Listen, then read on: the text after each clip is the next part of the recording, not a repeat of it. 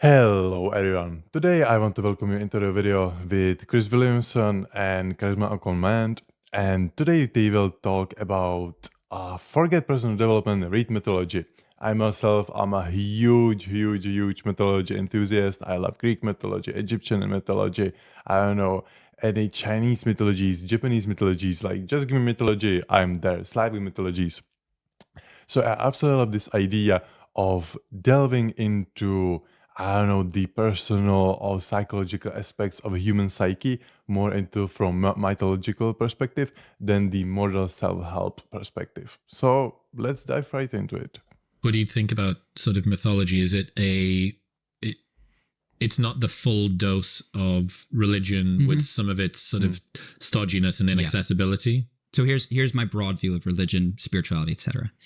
There are these mystics all around the world. Jesus, Muhammad, Rumi, they get it at various levels. It's tough to translate. It's like, how do you say it? First off, how does it come out of your mouth in a way that is honest to your experience? Extremely challenging. And then for somebody who hasn't had that experience, they're going to write it down now in a book and codify how everyone else needs to be. So I think that's what's going on with a lot of the big books, is that there is a mystical insight from somebody who got it at a very, very, very deep level.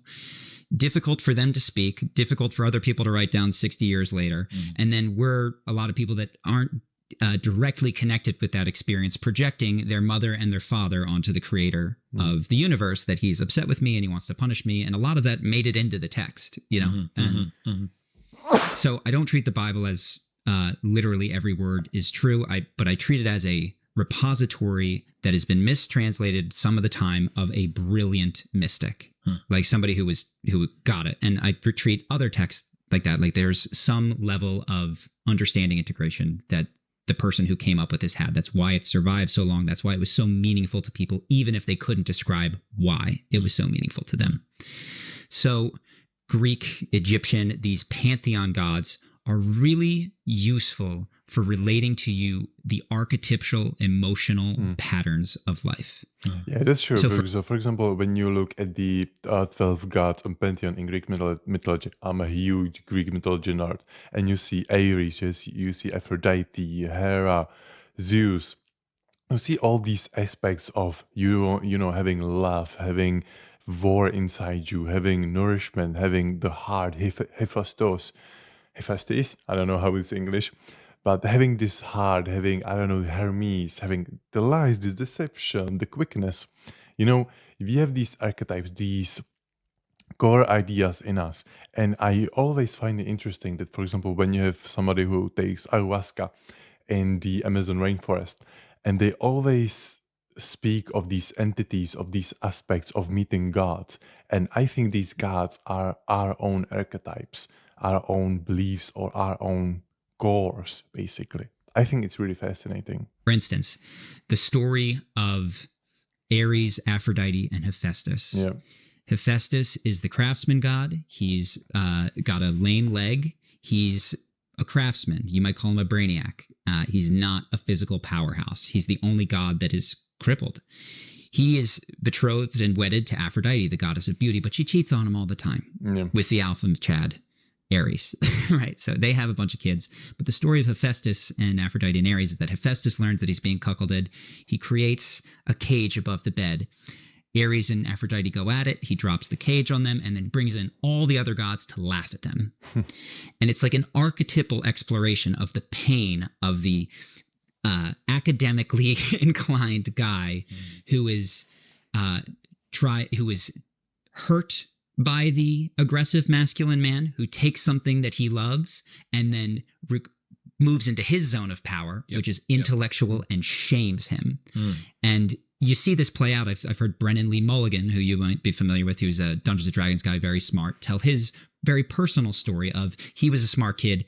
The tough kids pushed him around, made fun of him, but he got really good at insulting them so he could just cut them to the core because he was smart enough to do it. And so there's these patterns that if you look at these archetypes, almost like Rorschach tests, which is, which one is calling to me? I don't know. There's something about, I'm curious about Aries. I'm curious about this. You look up the story, you read it. What do I make of it is a beautiful way to start to recognize some of these archetypal patterns in your life because they have existed for thousands of years before. I mean, that's definitely true. Really look at something what speaks to you. Because, for example, for me, Greek mythology really speaks to me.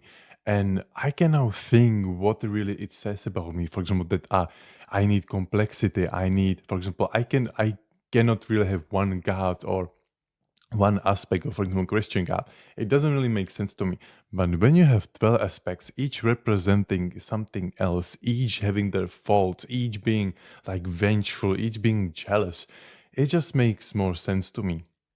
And for example, I've always liked the god Hades because he's the god of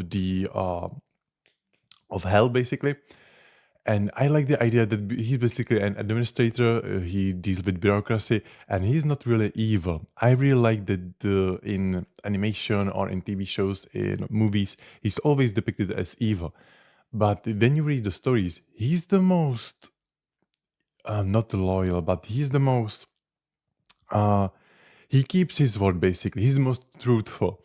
So when he deals with Hercules or was the Euripides, I think he's called, the guy who sings, Euripides, I don't know. When he promised them something, he always keeps his word.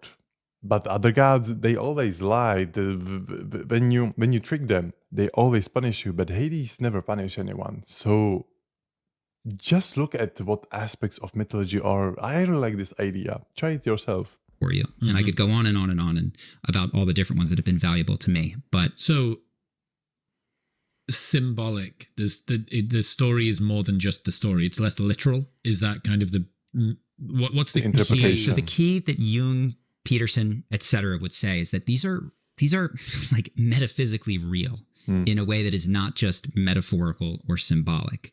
That there are, how can I describe this? That there are near universal structures in human psychology, for instance, for father and for mother, that we do not come in utterly blank slate. And there are recurring patterns based on, you could call it evolution, or if you're spiritually based, just like this is what it is to be human. And for Richard Dawkins, it's memes.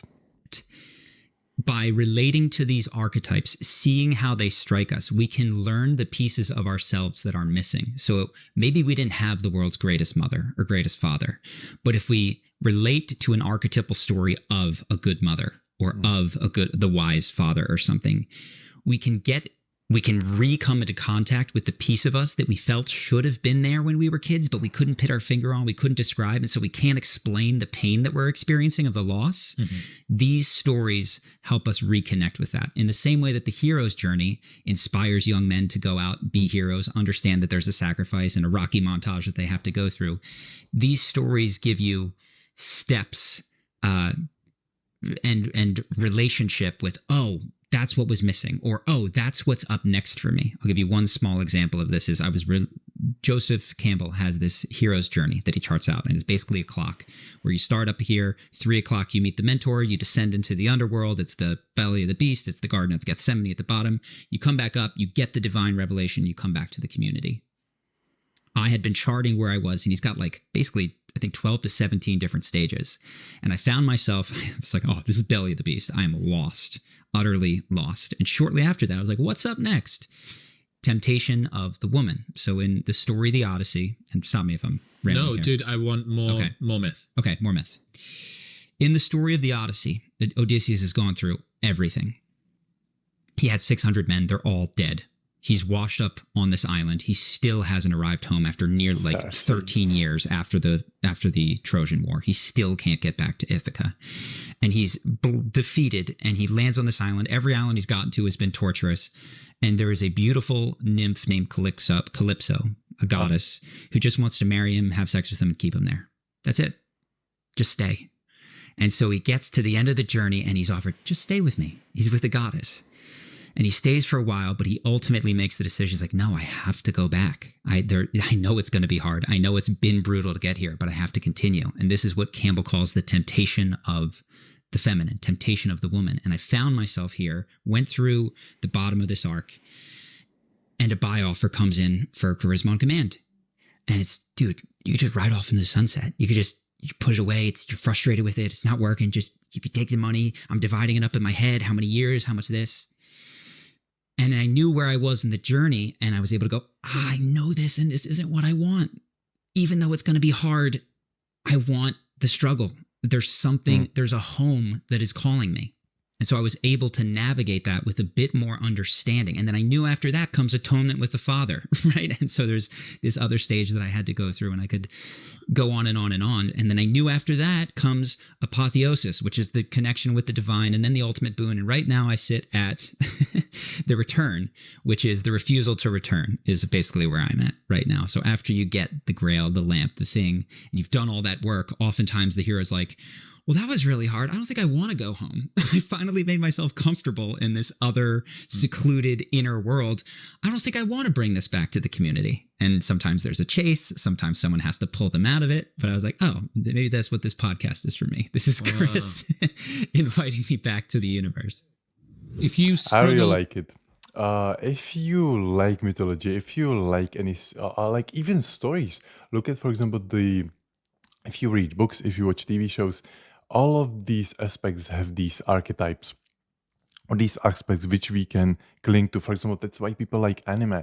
If you watch Black Clover and you hear all the time, never give up, never give up. That's why it speaks to you, because you don't want to give up. If you suffer from depression, if you go through tough time and you hear Asta say, never give up, I will never give up. It gives you strength. It gives you something to cling to. It gives you something. So listen to stories, listen to something deeper than these shallow self-help books, these shallow self-help advice. Listen to stories, because that's how we grew up. That's how we live. We live through stories. Really amazing stuff. Let's look at the comments. Fairy tales are more than true, not because they tell us the dragon exists, but because they tell us that dragons can be beaten. Neil Gaiman, also another amazing author, definitely agree. Mythology gives us frameworks for understanding the world. This can be especially helpful for those who aren't convinced by religious worldviews but still see the power of the sacred of story. 100%, 1000% agree. If you are not convinced by religion, if you are not really religious, but you see yourself as spiritual or see yourself liking stories, reading books, then you can learn a lot from it. A lot. Even I listen to thousands, or not thousands, but every lecture on Bible Peterson had, I listened to it.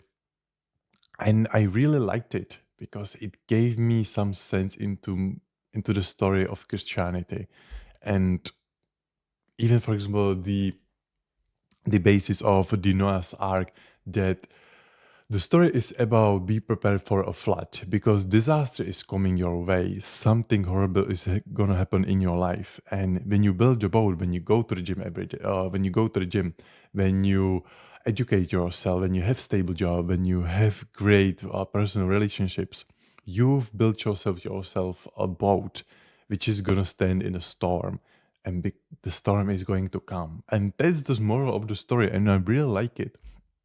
So you don't have to be really religious to learn from it. Anything else? Well, you can read the comments yourself and write it in the comments. Do you like mythology? Do you like stories? What stories do you like? Let me know, because I'm a huge nerd. Just gonna let you know, I will out-nerd you. See you soon, guys.